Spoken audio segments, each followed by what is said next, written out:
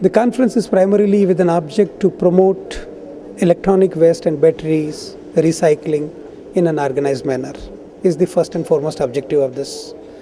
And to effectively implement the regulation and inform to the government about what are the effective steps needed to be taken to effectively implement the rules.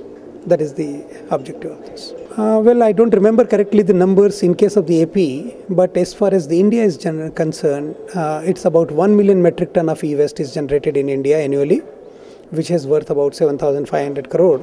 So it's a very large industry in that terms. And if this entire material gets deployed into the mainstream of the industries, then we can probably save a lot of material from mining. The procedure is a scientific procedure of reverse engineering. For that, lots of technologies are available, lots of machineries are available.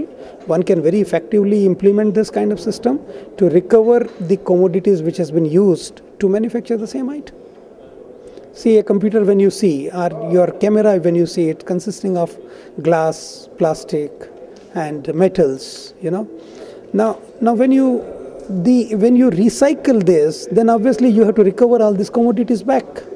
And to recover these commodities back, you have to apply the reverse engineering. How much percentage is getting recycled in the country of ours is 5% only, out of 1 million metric ton. We are otherwise collecting electronic waste across nation, right, for last 8 years. But the response from the generator is so poor. They prefer to sell the material to the unorganized player or kabaddis rather than selling it to the recycler. We spend a huge amount of money, around more than 1 crore to 1.5 crore per annum, only on the awareness campaign from my company, Eco Recycling Limited. That's very regularly we do.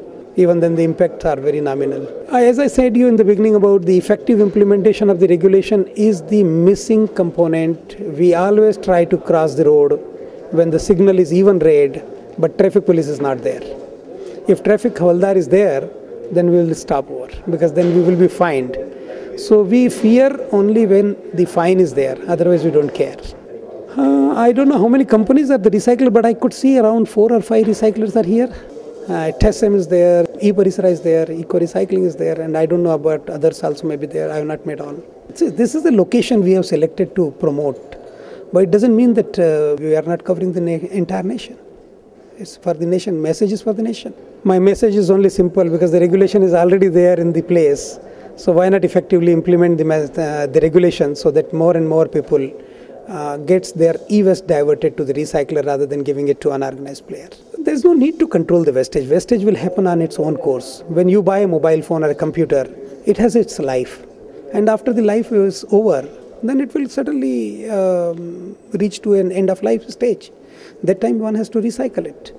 The question is that generation of the e-waste should not be stopped. What should be stopped is, it should not go for the recycling to unorganized players who are not fairly deploying the technologies which are environment friendly.